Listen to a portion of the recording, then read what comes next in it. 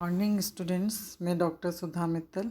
बच्चों, अपन ने पिछले वीडियो में अध्ययन किया राष्ट्रीय स्तर पर लघु उद्योग के जो संगठन संरचना है वो किस प्रकार से है।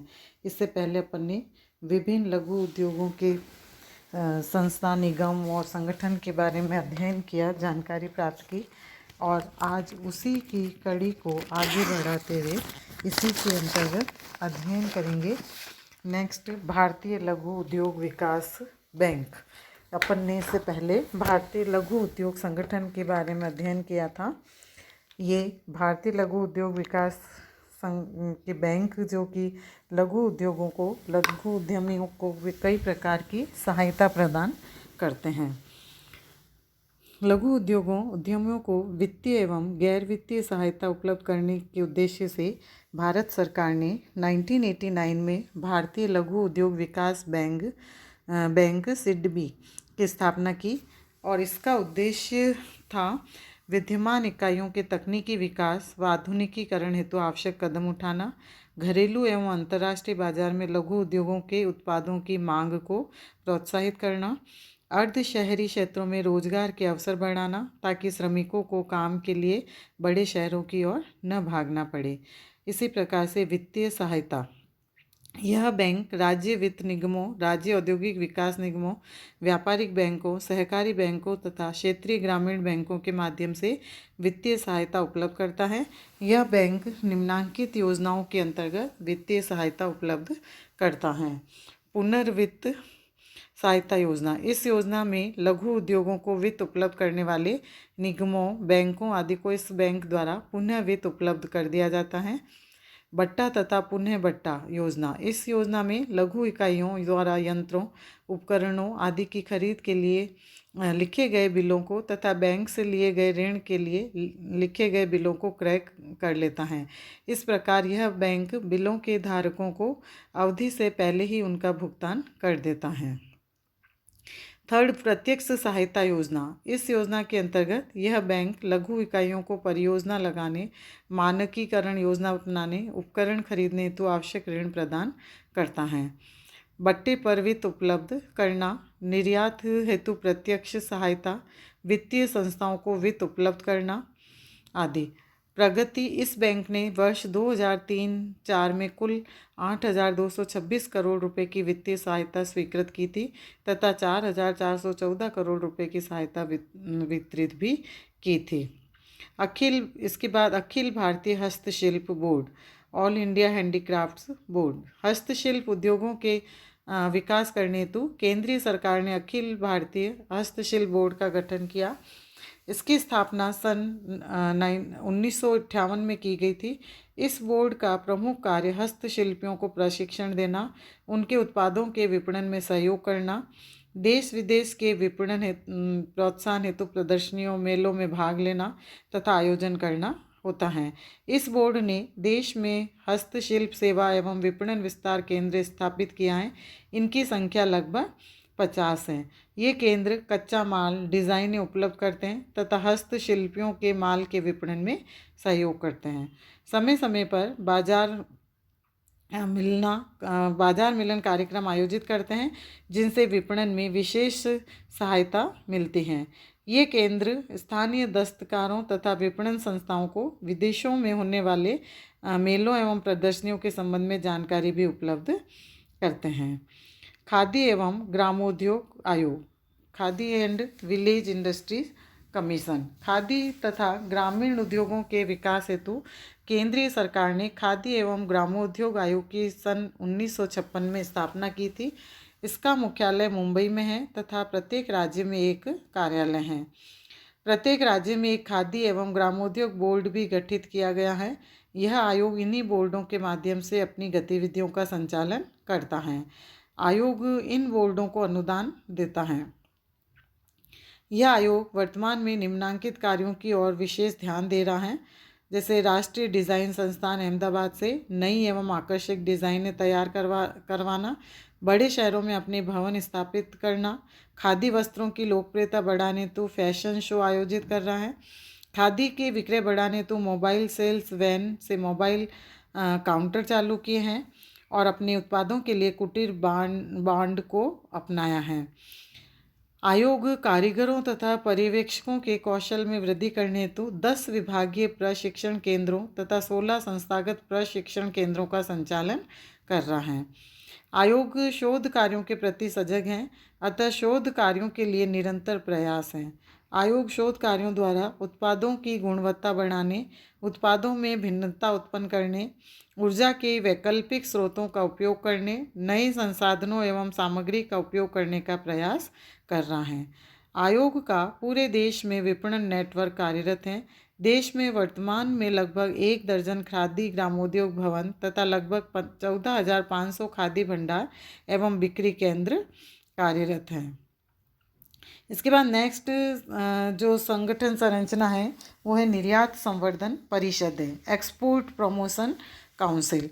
देश में निर्यातों को प्रोत्साहित करने के उद्देश्य से कई उद्योगों के लिए निर्यात संवर्धन परिषदें स्थापित की गई हैं। ये परिषदें कंपनी अधिनियम अथवा समिति पंजीकरण अधिनियम के अधीन पंजीकृत हैं। ये गैर लाभ उद्देश्य वाली संस्थाएं हैं। ये संस्थाएं परामर्श देती हैं तथा कुछ कार्यकारी कार्य भी करती हैं। वर्तमान में इस संस्था को आयात निर्यात हेतु पंजीकरण संस्था के रूप में मान्यता दे रखी है।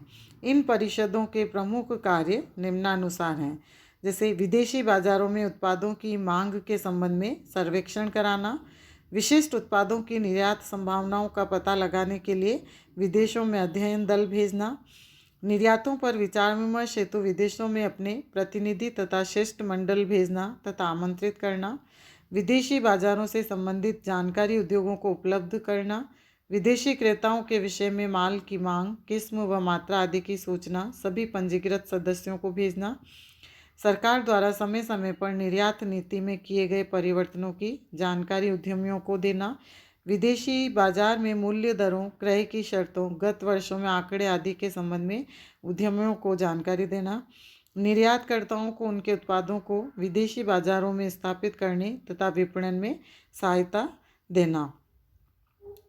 मुख्य नियंत्रक आयात निर्यात, chief controller imports and exports. Bharat सरकार देश में आयात निर्यात का नियमन करने एवं व्यापार नीति को लागू करने हेतु भारत के मुख्य नियंत्रक आयात निर्यात की नियुक्ति की है।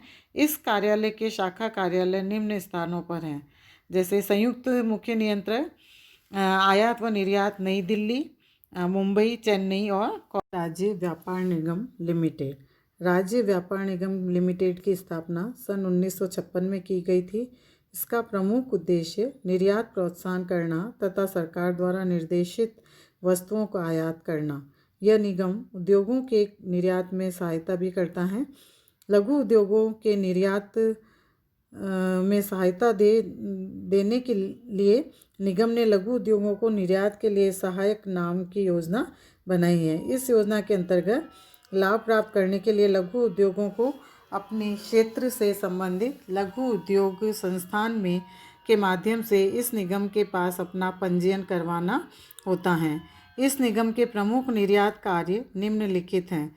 ऐसी वस्तुओं का निर्यात करना जिनके लिए निगम को संपूर्ण अधिकार प्राप्त है, जैसे कच्चा लोहा, सीमेंट तथा नमक आदि। ऐसी वस्तुओं का निर्यात करना जिनके लिए निर्यात का अधिकार भाग निगम के लिए आरक्षित होता है। निजी उद्यमियों तथा लघु उद्योगों के निर्यात प्रयासों में सहायता पहुंचाना। यह निगम देश में आयात करने वाली प्रमुख एजेंसी भी हैं। कुछ वस्तुओं को देश में केवल इस निगम द्वारा ही आयात की जा सकती हैं। यह निगम भारी मात्रा में माल आयात करता है तथा विभिन्न उद्योगों एवं उपयोगकर्ताओं संस्थाओं की उनकी आपूर्ति कर देता है। खनिज, भारतीय खनिज एवं धातु व्यापार निगम, minerals and metals trading corporation. इस निगम की स्थापना सन 1956 में की गई थी। इसका प्रमुख उद्देश्य खनिजों एवं धातुओं को आयात निर्यात करना है। यह उद्योगों की आवश्यकताओं के अनुरूप धातुओं एवं खनिजों का आयात करता है तथा उन्हें वितरित करता है। वितरण का कार्य राज्य स्तरीय उद्योग विकास निगमों के माध्यम से किया जाता है। राष्ट्रीय अनुसंधान एवं विकास निगम, national research and development corporation. इसकी स्थापना भारत सरकार के विज्ञान एवं औद्योगिक अनुसंधान विभाग ने सन 1953 में की थी। इसका प्रमुख उद्देश्य देश के प्रौद्योगिकी के विकास में सहायता प्रदान करना है। यह प्रौद्योगिकी हस्तांतरण का कार्य भी करता है। यह निगम प्रौद्योगिकी विकास संस्थाओं में संबंध स्थापित करता है तथा विभिन्न अनुसंधान एवं विकास संस्थाओं द्वारा विकसित स्वदेशी प्रौद्योगिकी का भंडार तैयार करता है। यह निगम अन्य अनुसंधान संस्थानों, विकास निगमों व परिषदों के सहयोग से कार्य करता है। इनमें मुख्यतः विज्ञान एवं औद्योगिक अनुसंधान परिषद, भारतीय कृषि अनुसंधान परिषद, भारतीय औषध अनुसंधान परिषद आदि सम्मिलित हैं। आविष्कार संवर्धन बोर्ड, इन्वेंशन प्रमोशन बोर्ड, इस बोर्ड की स्थापना सन 1960 में भारत सरकार द्वारा की गई थी। इसका उद्देश्य शिल्पकारों एवं तकनीशियनों को नए आविष्कार करने हेतु प्रेरित करना है। आविष्कार करने हेतु प्रेरित करने के लिए यह बोर्ड पुरस्कार भी देता है, जिनकी राशि 500 से 25,000 रुपये तक हो सकते हैं। भारतीय लघु उद्योगों के संगठन का परिचय। देश में सन 1969 में लघु उद्योगों को संगठनों का एक परिसंघ भी स्थापित किया गया था। यह परिसंघ उद्योगों एवं उद्यमियों को अनेक प्रकार से सहायता करता है।